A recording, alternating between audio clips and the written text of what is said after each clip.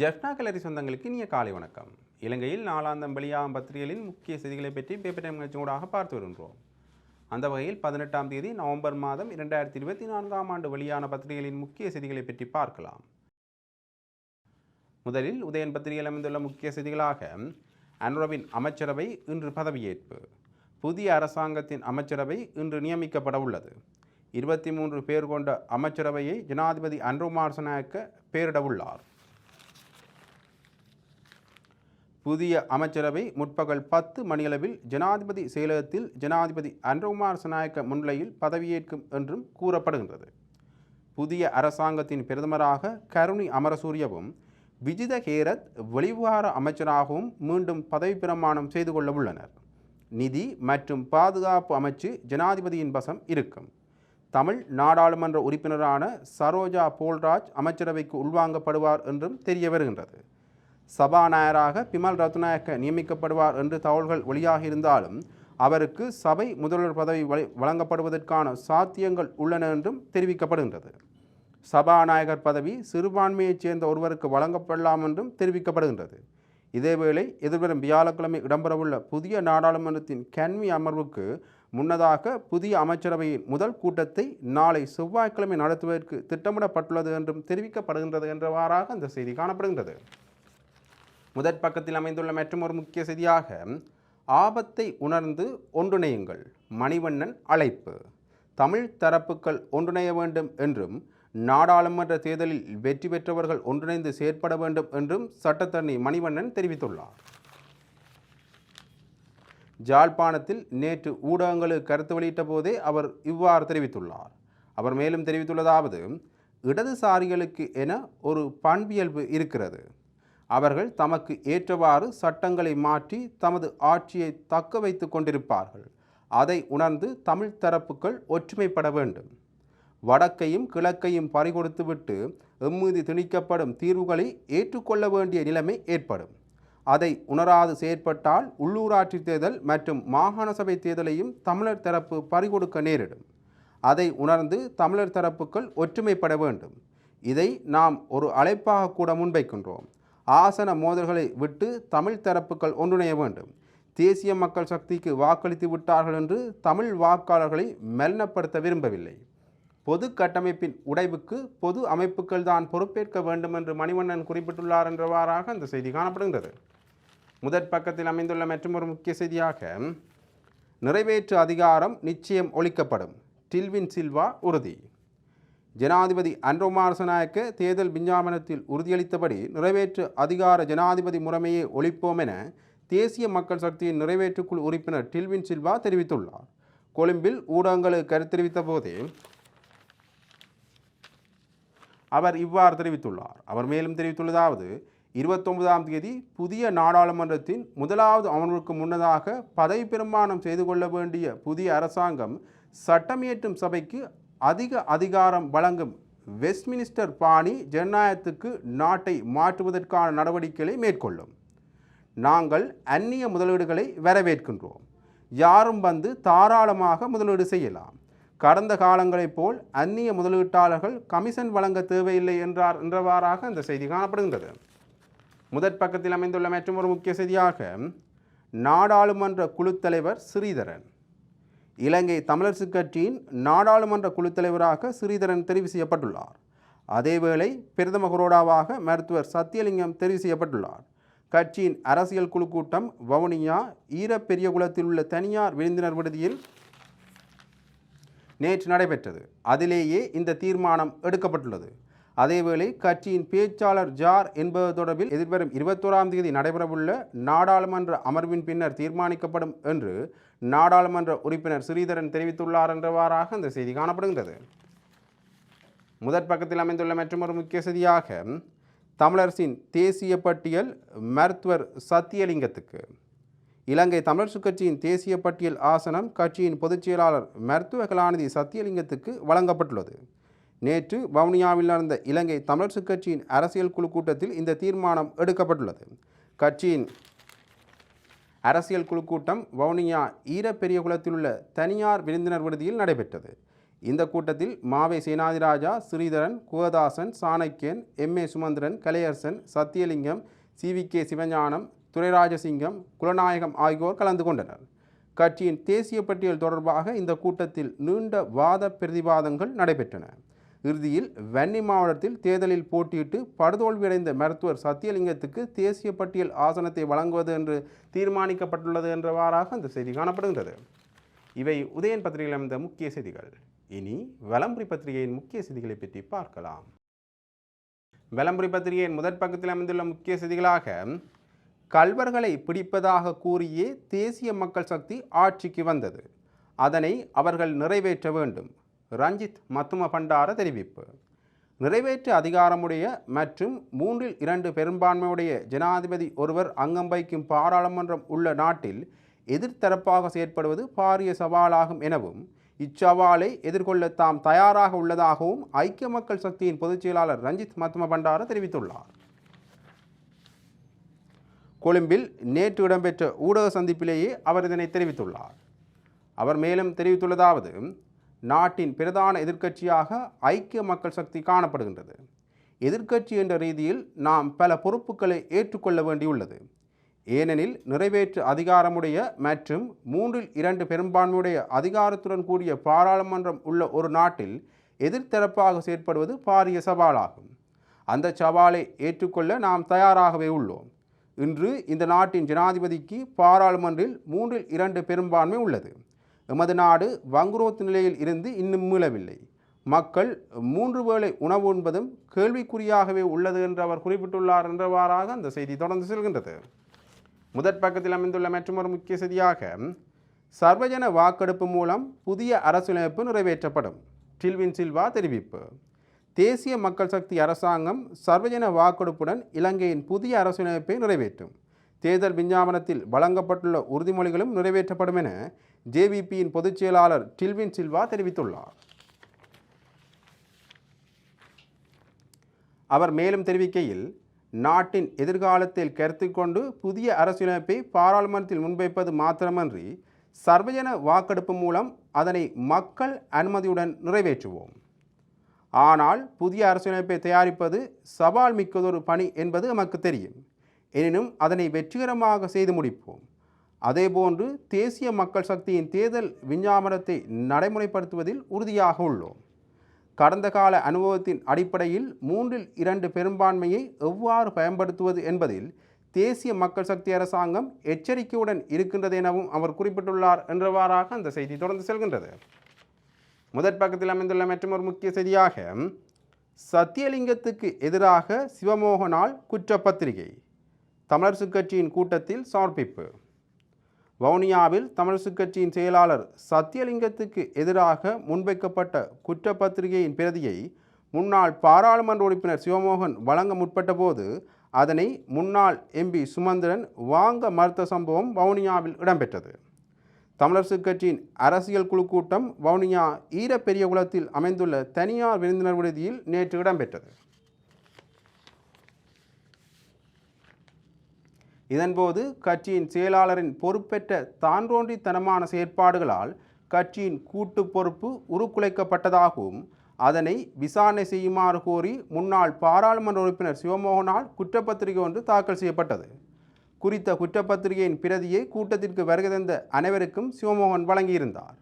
இந்நிலையில் சுமந்திரனுக்கும் அதனை வழங்க முற்பட்ட போது அவர் அதனை பெற்றுக்கொள்ள மறுத்துவிட்டார். குற்றப்பத்திரிகையில் கட்சி மாநாட்டுக்கு முன்னர் ஆலோசனை குழு கூட்டம் நடத்தாமை, சுகையினம் என கூறி பொதுக்குழு கூட்டத்திற்கு வராமை, ஜாப்பிற்கு முரணாக தேர்தல் நியமன குழுவை நியமித்தமை, கட்சி உருக்குலைய காரணமாக இருந்தமை, முல்லைத்தீவு மாவட்ட குழுவின் ஆலோசனை இன்றி தேர்தல் நியமனங்களை வழங்கியமை போன்ற குற்றச்சாட்டுகள் முன்வைக்கப்பட்டுள்ளன.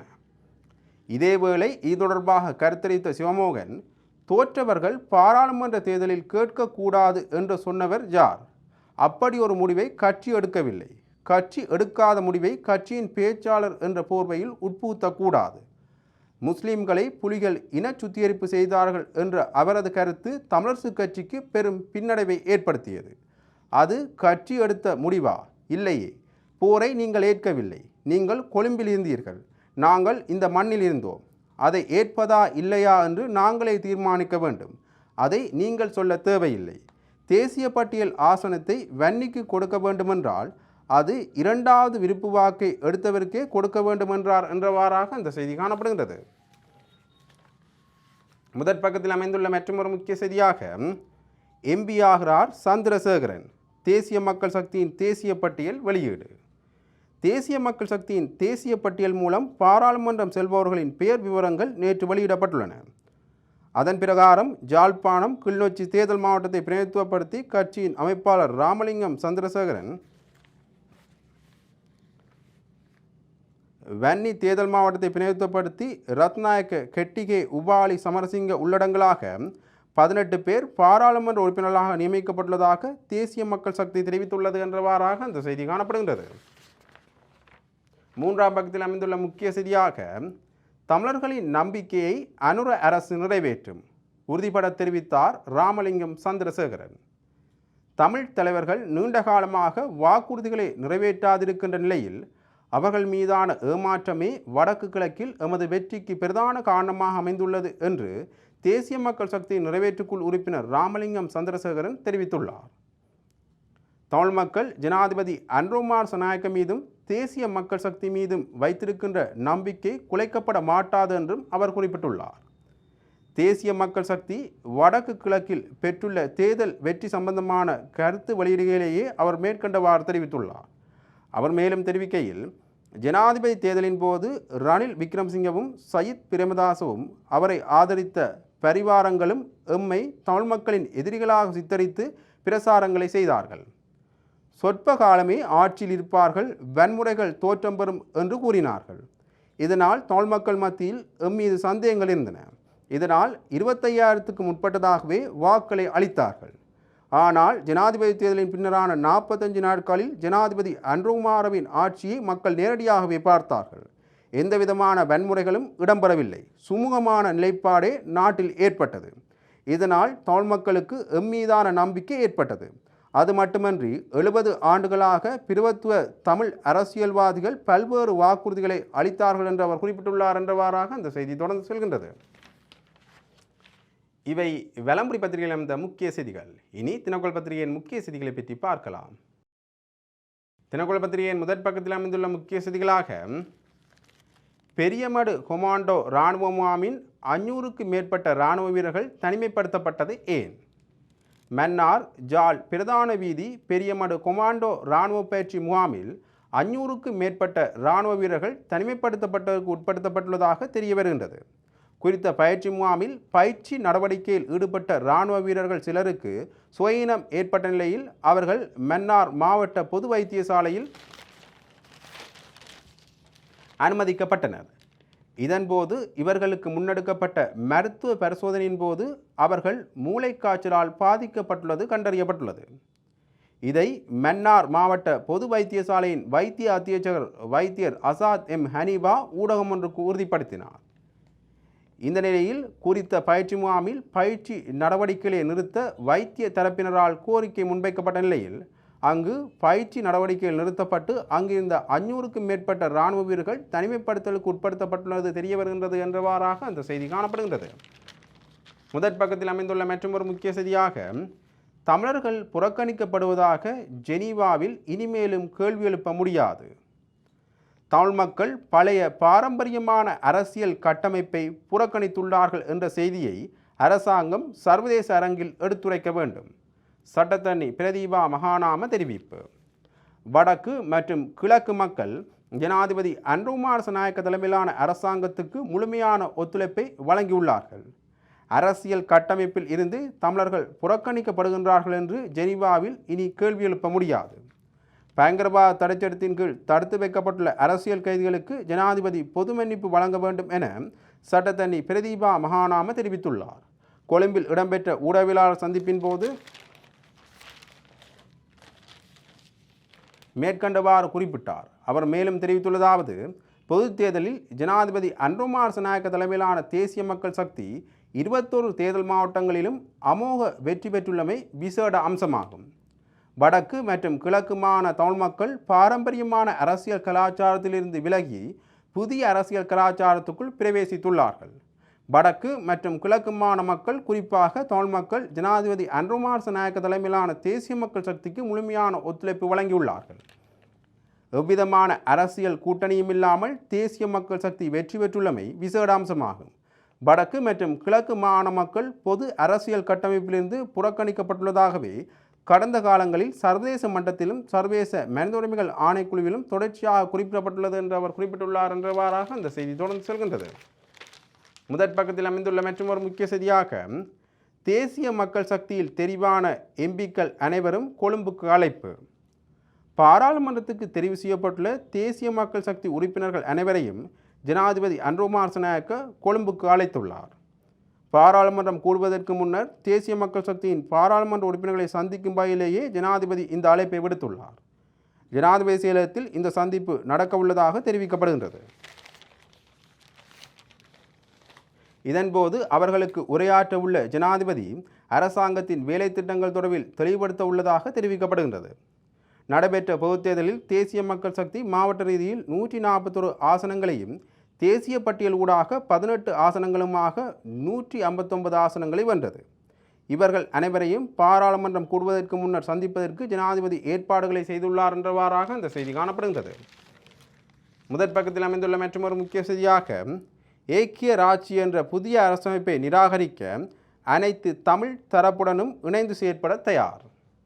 ஜனாதிபதி அன்ருகுமார் திசாநாயக்கவும் அவர் சார்ந்த தேசிய மக்கள் சக்தியும் ஒரு புதிய அரசமைப்பாக எண்ணியிருக்கின்ற வரைவை நாங்கள் முழுமையாக எதிர்ப்பதாக தமிழ் தேசிய மக்கள் முன்னணியின் தலைவர் கஜேந்திரகுமார் பொன்னம்பலம் தெரிவித்துள்ளார். யாழ்ப்பாணத்துள்ள தமது கட்சி அலுவலகத்தில் நேற்று முன்தினம் சனிக்கிழமை நடத்திய ஊடக சந்திப்பின் போதே அவர் மேற்கண்டவாறு கூறினார். அவர் மேலும் தெரிவித்துள்ளதாவது, தேசியம் சார்ந்த அரசியலுக்கும் கொள்கை சார்ந்த தமிழ் மக்களுடைய இருப்பு சார்ந்த விடயங்களுக்கும் எதிர்காலம் மிகவும் சவாலுக்குரிய ஒன்றாகவே நாங்கள் பார்க்கின்றோம். இதில் வரப்போகின்ற 5 வருடங்களில் மிக முக்கியமானது வரப்போகின்ற முதலாவது வருடம்தான். தேர்தல் முடிவுக்கு பிறகு கூட ஜேவிபியின் பொதுச் செயலாளர் டில்வின் சில்வா தங்களது கட்சிக்கு வடக்கில் ஆசனங்கள் கிடைத்துள்ளன எனவும் இனவாதத்தை மக்கள் நிராகரித்துள்ளனர் எனவும் சொல்லியுள்ளார். அந்த கருத்திலேயே தமிழ் மக்களுக்கு இருக்கக்கூடிய ஆபத்துக்கள் மிக தெளிவாக அம்பலமாகியுள்ளன. தமிழ் தேசிய அரசியலில் தமிழ் மக்களுடைய உரிமை சார்ந்த நிலைப்பாட்டுக்கு இத்தனை வருடங்களாக தமிழ் மக்கள் ஆணை வழங்கி வந்திருக்கின்ற நிலையில் அந்த ஆணையை இனவாதம் என்று சொல்லி கொச்சைப்படுத்துகின்ற வகையில் டில்வின் சில்வா பேசியுள்ளார் என்று அவர் குறிப்பிட்டுள்ளார் என்றவாறாக அந்த செய்தி தொடர்ந்து செல்கின்றது. இவை தினக்குரல் பத்திரிகையில் அமைந்த முக்கிய செய்திகள். இன்று வெளியான பத்திரிகைகளின் முக்கிய செய்திகளை பற்றி பார்த்தோம். தொடர்ந்தும் பத்திரிகை செய்திகளை அறிந்து கொள்ள பேப்பர் டைம் நிகழ்ச்சியோடு இணைந்திருங்கள். நன்றி, வணக்கம்.